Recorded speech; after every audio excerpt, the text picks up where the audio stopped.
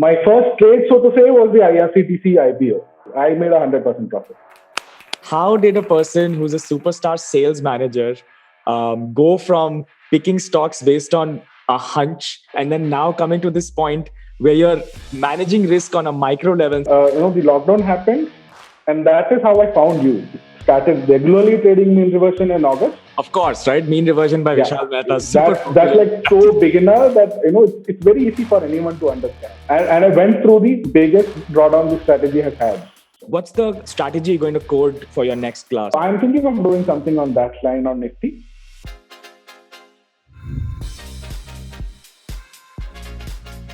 Hi, Abhijit. Hi, Pratik. Thanks for coming up and meeting me, man. I'm super happy to see you. Where are you calling from? What city? So I'm in Bangalore. So I've been here for the last about 5 years. So let's start with you, man. Abhijit, as you know, we hit 150,000 users this year, and we want to reach 1 million users in 2021. And I think the key is to understand what our users are facing, what they hate about us, what they like about us, what their journey was. Where were you born? Yeah, so I was born in Trivandrum. I'm a Keralite, Malayali. Did my schooling, my engineering, everything from Trivandrum. Post that, I did my MBA from Gujarat, so from an institute called Institute of Rural Management, IRMA. Okay. So this is the same institute which kind of, helped Amul grow. After the MBA, and I was working as a sales manager there in a part of Kerala. I had a short stint there about 2 years, and then I moved to a company called Godrej Consumer Products Limited. Like, what's your profession? So I'm a sales manager. Sales manager. Right? Okay. Tell me about your first encounter with the stock market. You told me your first share, but what about your first trade? When did that happen? Initially, I had no clue about the markets, right? I opened an account, a broking account, only to buy shares because that's what good people do, right? Buy shares of very good companies, and the only good company that I knew till then was my ex-employer, so I bought that. And then I left it there, and then a little bit of mutual funds and stuff like that because mutual funds are here. My first trade, so to say, was the IRCTC IPO. All right, okay. I got the IPO and then sold it in right after listing. So not a trade per se, but still, I made 100% profit. How was that feeling? That was awesome. But then, on that day evening, I checked the price of IRCTC and then I was like, oh man, I shouldn't have done this, right? So I guess that was mostly a guess, right? Because you bought that was a fluke. That was a fluke, so to say. Yeah, then also still I did not do it. My first trade, to be very frank, was somewhere in Jan-Feb of this year, in 2020. Okay. I was free. I was, just saw something on the internet. There was some suggestion that, this stock will go up. Yeah. I bought it. It went down. Then I said, okay, maybe this is not something that, that I would be really good at doing. Right? Yeah. Let me try to understand it more before I do it. So, but then again, it all sounded Greek and Latin to me. Yeah, but then still, the lockdown happened, and that is how I found you. Thread was, giving out all these cool, offers, and then I, went through all of your classes. So I think there were about 5 or 6 classes that you had. Yeah, so that is when I, really started getting more interested about the market. What changed, like in those 4 classes that I was teaching? What changed your perspective? Is there 1 or 2 things that you can talk about? So one thing was that I had like invested in about say 5-6 different mutual funds, right? Okay. Large cap, mid cap, and these are all results of me googling a bit, and then I saw some suggestion there. Okay, this fund is the best, so I buy it. I had no idea about the expense ratio and how exactly a mutual fund works. Yeah. I just fell for the mutual funds, and it was okay. It was still okay. So I was like, giving a decent result, better than FP account. So that's okay. There was this offer for your Learn app subscription, which also came on Thread. Okay. So then I joined Learn app as a subscriber. So yeah. So then I saw all these videos, and then I realized, okay, this is what. These are the different things that are there in the market. I identified P2P lending also. There was a class by the CEO of Monexo, if I'm not wrong. That's great. Yeah. Then my first big trade was Reliance on their AGM day. Okay, tell me about that. Right? It was going up, and I was like really happy. I had a feeling that this is going to fly, right? Okay. So, and then the P&L also started showing green. It went up to some 15,000 rupees positive. I was like, okay, good. But then, what if this is a lottery? And I held on to it, and I ended that day with somewhere around 15,000 rupees minus, because just crashed just like that. Yeah. Right. So then I realized, okay, my hunch might work sometimes, but this is not really how you play, because there is no system to it. You're just doing what your mind says. It's like buying a lottery, right? So, and then I started exploring the different trading strategies that are there in Lana. Which ones? Can you name the ones you liked? And The first one I tried was mean reversion by Vishal Mehta. Of course, right? Mean reversion by Vishal Mehta. That's like so beginner that it's very easy for anyone to understand. Absolutely. Right? And not too many rules around it. And then I started with 200 rupees risk per share.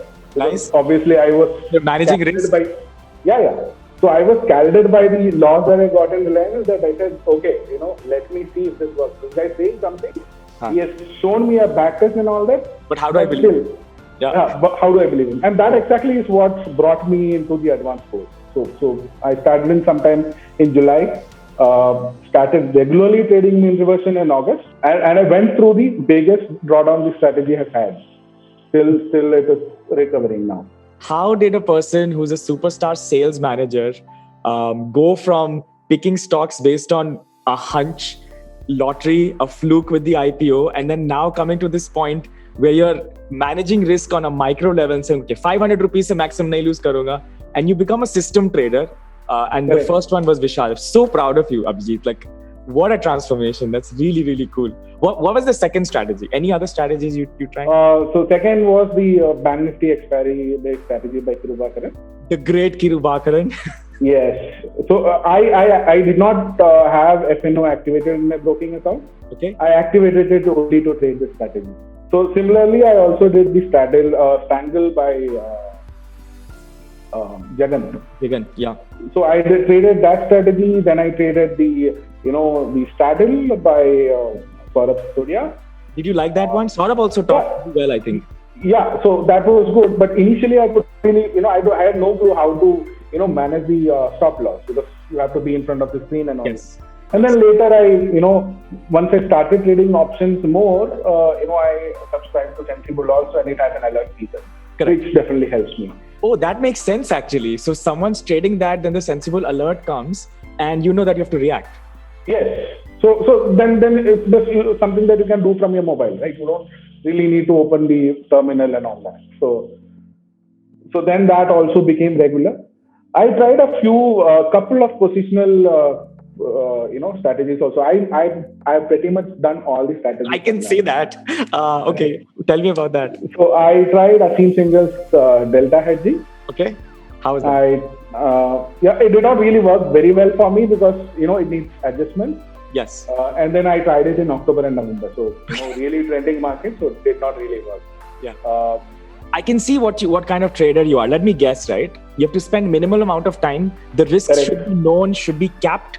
There shouldn't be an unlimited risk sort of trade. And little time, just a little bit of time is what it should take to manage. You shouldn't be in front of the screen. Very true. Exactly. Yes. Yeah. So tell me, Abhijit, I want maybe two more questions I have. When I say you're a doer, that means that you're actually doing things and figuring things out. And of course, you're not a superstar yet. No one is. We're still improving every day. What do you think what are the one or two lessons you've learned from all of this? Like, is it psychology? Is it risk management? Is it backtesting? What is it? So one, of course, is backtesting. If you have an idea of how it has performed in the past, you would more or less have an idea of how it is going to do better. So in my job, I clearly know that, okay, this month is going to be trending. Right? I would sell more in this month, and maybe I'll struggle a bit in this particular month, and I need to plan it accordingly. Yeah. To ensure that my quarter and my annual targets are met and all. Right. So very similar here also. So one thing is that you should know how it worked in the past so that you can plan your future a bit. Have realistic expectations. I'm really not in the stock market to, double my money in a year. Not at all. Excellent. I'll be really happy if I can get double the return of an FD. Beautiful target. Because earlier my money was an FD, right? Correct. So if I get more than FD, I'm happy. I'm happy. Yeah.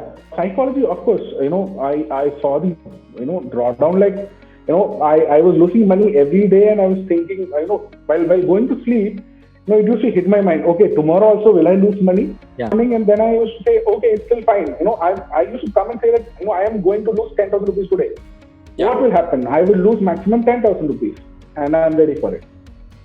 And it really works, right? Because I knew the maximum risk that I'm holding. I think fear becomes irrational when you don't know what can happen, right? Like when we were kids, we were scared of monsters because we didn't know what the monster would do to me, right? But as we become adults and we're trading and we don't have a system, I mean, if it's overnight risk and you don't have a hedged position, you could probably lose your entire capital if you're leveraged on futures or options, right? And that's where extreme fear comes from. So I think systems and all actually bring us away from that and come to some logic so we can tell our brain, hey, primordial brain, don't worry, the max loss is this, just chill out. And if I have a problem, just reduce the position size. But this is the most difficult thing for us. I think going through an actual drawdown versus backtesting it, completely different things. Backtesting is something that you get out of Excel, right? Yes. So you get a sheet in the Excel and say, okay, this is the maximum risk. But then when you actually put your money in, it's your hard-earned money that you're putting in there. And if you lose it, it's bad. It's really bad on your psychology. I remember someone asking me, Pratik, if people are all trading the same strategy, won't everyone become rich? Yeah. And my answer was, no one can consistently trade a strategy. That's what separates the good, profitable traders from the hobbyists. So this was something that Vishal Mehta also said. You can, print the rules on the newspaper and, still people will not follow it. Yeah. So Abhijit, now tell me, from all these, the subscription you took these, how, you've been given strategies, right? Correct. And then you follow them. At what point did you think I want to create my own strategies and you moved to the advanced course? How was that? See, the thing was, I wanted to be, better control of myself. I would maybe get, 10 strategies from Learn app and then maybe something from Telegram or, any other, website for that matter. But then, now it's like, okay, all these guys are making it and it really looks like a very scientific way that, everyone is following this. And there is a possibility that I can do it myself. Maybe instead of 10, I can maybe make 15 or 20. And then, as time changes, maybe strategies might also need to be tweaked. And, then came the course from your end. And then I said, okay, this makes sense. I at least learn how to backtest. And eventually my plan, like I said, to go to trading along with my job, I would really want an automated system. And if I can develop it, nothing better than it. So I'm actually looking for something of that sort from Learn app. Which I believe you would be coming up with. I think we have like Python execution coming up in January end, and now we'll be launching Ami Broker, which has execution in it. So even that 30 minutes that you spend, you want to make that like 5 or 2. Ideally, if possible. Right? Yeah. See, the aim is, if I'm okay with spending 1 hour a day, off working hours, right? If that can give me a consistent income, say maybe 50% of what I make from my day job, then that's a very big deal. That's like really good. You can build your own system, hopefully good ones that you can edit, change as the market changes. And I mean, that's pretty exciting. But I mean, how difficult has it been? Let's be honest. Backtesting is not easy, right? And it's also a really difficult thing to do. A lot of numbers involved, a lot of statistics. Did you enjoy it? What's the experience been? And so I've always enjoyed working with numbers. So for the past 10 years, I've been working on Excel, looking at sales reports and, tweaking them and understanding the trend and all that. So I was pretty comfortable with the numbers part. So I had lost touch with programming, which I last did in college. So this course was a reinitiation to that. And of course, someone who's been doing this for a long time, like Asim, and, him being able to explain it so easily so that anyone will be able to pick it up. So it really was not really difficult. Okay.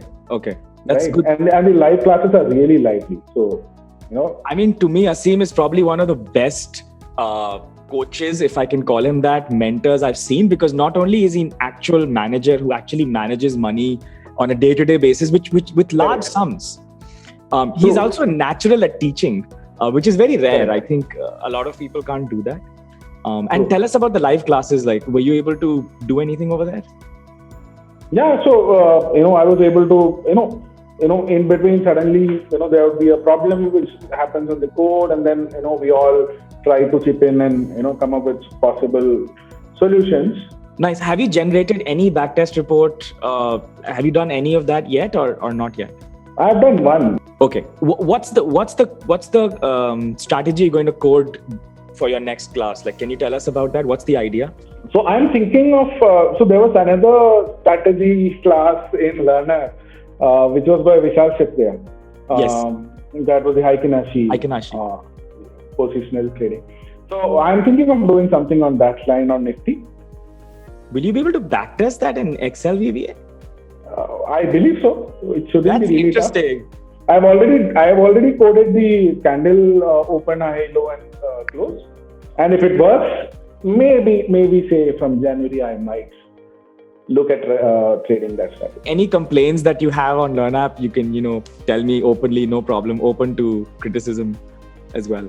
So I think I've already given you the feedback in the Slack group. I think yes. The videos the videos are long, right? Sometimes your classes are long, and then you do not really have time to watch the full video in one go. Correct. So if there is a facility to resume the video at a particular location in between, yes, that would be like a very good addition. Yes, absolutely. I think that's something we should have done a long time back. And as I told you and promised you that this is going to come out in the next release. So hopefully January 1st week, you should see this and you shouldn't face any problems after that. Very good. Thank you. That was great, Abhijit. Thank you so much. I mean, I love the story. You actually told it pretty well. You started sales manager. You still are. You still manage it. You trade systems. You're the opposite of fluke now, actually. You're the exact opposite. Correct.